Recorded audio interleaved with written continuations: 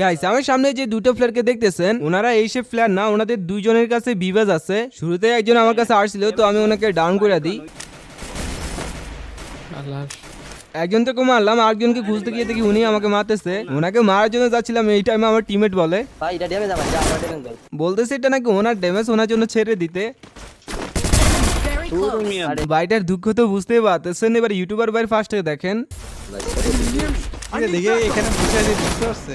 ভাবতেছি আজকে আমি ওনাদেরকে মেরে অনেক বড় কন্টেন্ট বানাবো। তবে ওনারা দেখতেছি আমার জন্য ম্যাচ থেকে ব্যাক করে দিতেছিল, কেন দেখলে বুঝতে পারবেন। উনি রিভাইভ হয়ে নামতেছিল আর ওনার টিমমেটকে এমন একটা কথা বলে, তুমি দেখবা তিনটাকে তিনটা খাওয়া দিব।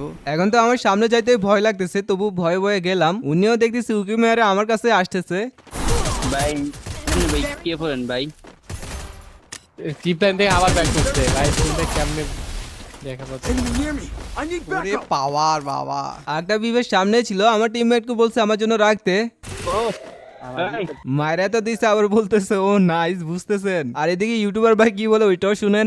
মরে দাও রিভাইভ দিও না, মরো। ভাবলাম আমার কন্টেন্ট শেষ, এই টাইমে আমার টিমমেটকে ডাউন করে কন্টেন্ট চলে আসলো। বাইটার নামের দিকে লক্ষ্য করেন, এখন বাইটার দিকে লক্ষ্য করেন, কি সুন্দর না? এটা হলো টেলিপোর্ট মারছে, টেলিপোর্ট মারছে, টেলিপোর্ট মারছে। এমন একটা কন্টেন্ট কি আমি পাবো? বাঘ বাঘ Take it,